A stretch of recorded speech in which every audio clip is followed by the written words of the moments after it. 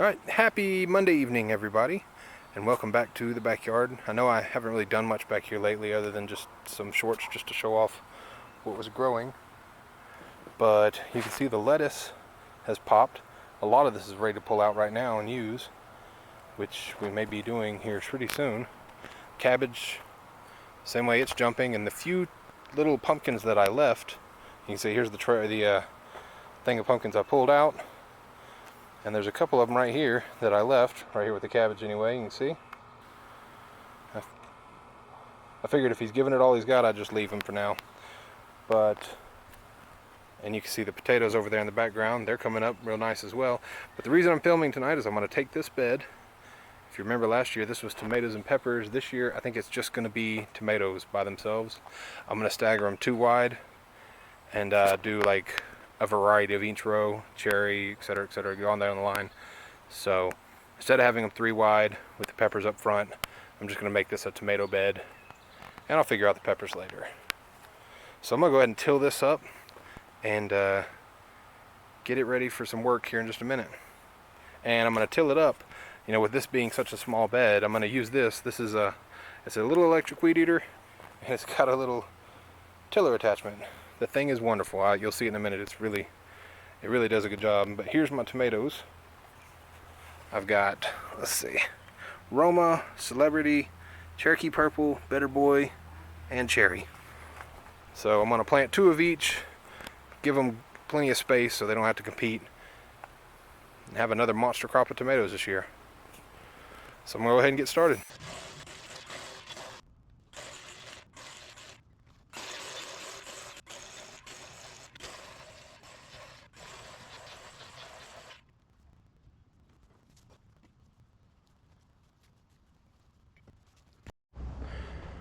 Alright, so you can see it really does a pretty good job for, you know, a little electric tiller.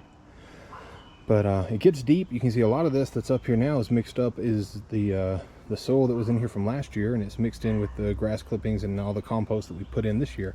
So it takes a minute. Obviously, a gas tiller is going to do it faster, but I don't have one right here, so that's the next best thing, and I'm happy with it. So one thing I'll note real quick while we're talking about them, Cherokee Purple, I didn't plant any of these last year. Gonna plant them this year, and they've been a pretty popular tomato for us as far as at the sell.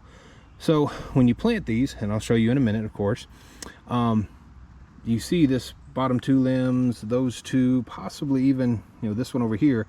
You'll pluck those off and just leave this top little set right here. All of this stem up to, like I said, about that limb right there will get buried, and the plant itself loves to be deep. So I mean, I've seen some people that'll take a tomato, turn it on its side like this, and plant it with just, you know, that tip sticking out of the ground. Me, I usually just dig a hole and plant up to, like I said, as long as you have that last you know, somewhere in here above ground, and make sure you water them in really good beforehand. That's all they want. Something else I'll note, last year when I planted my tomatoes, you saw in the hole we put Epsom salt and we put calcium tablets, I think a half a tablet for each plant. Well, silly me, didn't have any calcium tablets this year. I took them down to Mom and Dad's and we used them down there. So after some research, I'm going to do something else. I'm going to take, and as I plant these, I'm going to, when I water them, you know, water the whole, going to mix some milk and water together, and you got the calcium for the milk. You can also spray the foliage if you have a spray bottle with milk, and just spray the whole plant down, and it will absorb all the calcium you're spraying on it. So we're going to give that a try this year just to see. I mean, if for some reason it does no good and my plants do well, we still have the field down at Mom and Dad's to you know, they'll have over 100 plants in the ground. So call me the guinea pig. I'm going to try something. So I'm going to go ahead, well, hang on, first I'm going to answer this phone call, and then I'm going to go ahead and see what I can get done as far as getting these plants in the ground.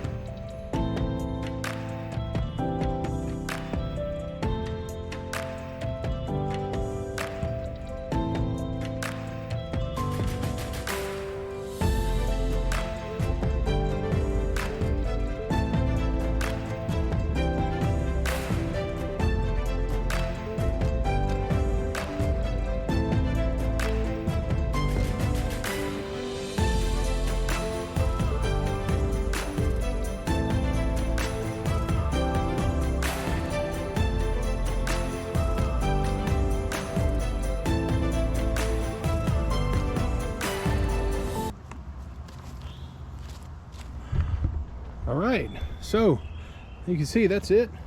Got, whoa, sorry, lost my grip on you. So you can see that's everybody in, and I put the tags for each tomato row on this side. And you can see what I meant, how much deeper each one gets buried. I mean, that was a tall cherry. Now it's just a little bitty cluster of leaves, each one. And I could have probably taken that leaf off and gone that a little deeper with that one, but they are gonna love how deep they are. And like I said, you know, the whole thing about the milk in the hole, I don't know, but I've seen a lot of stuff about it, read a lot, so we're gonna give it a shot. But also, real quick, since I've got this spray bottle, the other thing I was reading online, and Mom and Dad had told me about, is you take with your spray bottle and you just kind of spritz. Might need a little less of a fan here, but the reason being is it's got the calcium in it, and the leaves are going to absorb it as well. You can see there's just, you know, a little bit on the leaves, but if you come out here pretty regularly and give these leaves a good spraying with this, it's like I said, it's 2 parts water, 1 part milk. And I just, you know, I don't know the benefits to using whole milk versus skim milk versus, you know, almond milk. I'm just going with this whole milk and just spray them all down.